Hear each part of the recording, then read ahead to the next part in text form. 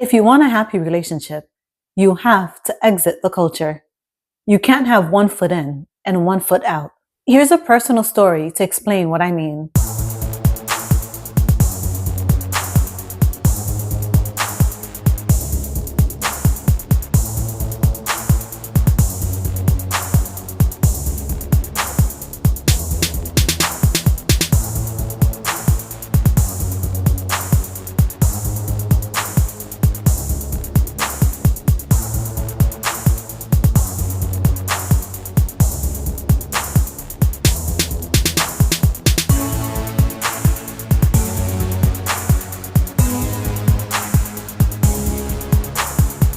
If you want a happy relationship, you have to exit the culture.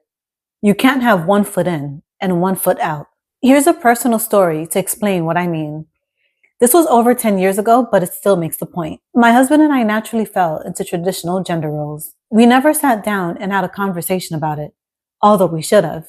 But because we didn't have anyone to guide us, we did most things through trial and error. Anyway, for years, things were fine in our relationship.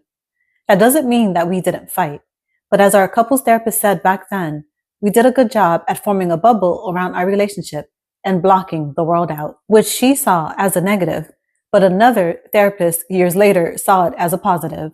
But that's a conversation for another day. Anyway, our marriage reached a point where my husband started allowing the voices of his single friends to influence him, and he started saying things that didn't even apply to our relationship. Things like he had to put his foot down and he had to take his balls back. And I was incredibly confused because I thought I was doing all the things that men say that they want.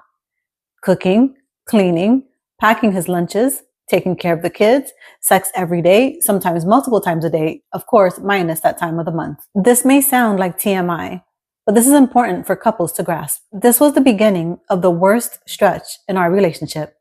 We made it for 10 years fine, and then boom, this issue hit us like a ton of bricks. Fast forward, and we begin couples therapy.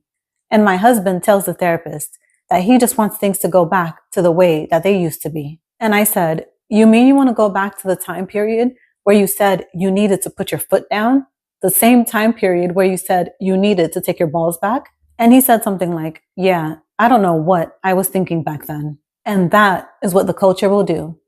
If you're not careful, you'll allow this miserable relationship culture on social media to completely gaslight you into thinking something is wrong with your relationship, and you might sabotage it, and you may not realize it until it's too late. So you have to make a decision.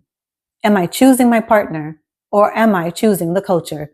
And yes, it's that black and white. And let me be clear, my husband is not the only one that was susceptible to the culture's influence. I also struggled with it, but in a different way. And I'll cover that in another video. But the point is, if you want to be married, if you want to stay married, you have to learn to tell the difference who in your life and on social media you should turn the volume up on and who you should turn the volume down on. And the key to doing this well is to ask yourself, has this person gotten the results that I'm after? Not, is this person saying things that soothe me and validate me? But have they gotten the results that I'm after?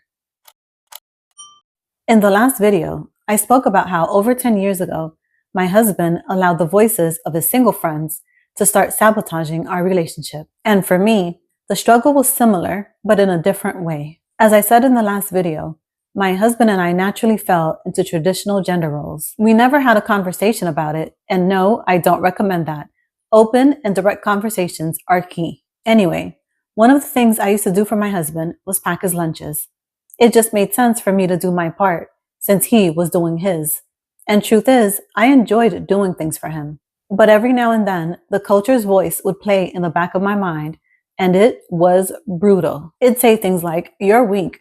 You're making a dumb decision catering to that man, and he's probably going to leave you on the street broke with 2 kids. Now, mind you, my husband never gave me any indication that he would ever do something like that. But the voices of the single and divorced women was relentless. So even though I continued to play the good wife role, it came with a lot of shame. It felt like I was doing something wrong. And this fear of what a man might do hasn't gotten better. It's gotten worse. All you have to do is tune in to social media for 5 minutes and you'll notice it. Most women who are foregoing marriage aren't doing it from a lack of desire. They're doing it out of fear. The number of women who truly have no desire for a long-term committed relationship are in the minority. There's a difference in not wanting something and not believing you can have it. This is why it's crucial for women who want marriage to learn who to turn the volume up on and who to turn the volume down on. Because if you're not careful, you'll end up getting relationship advice from a woman who says one thing but lives another the second she gets a man.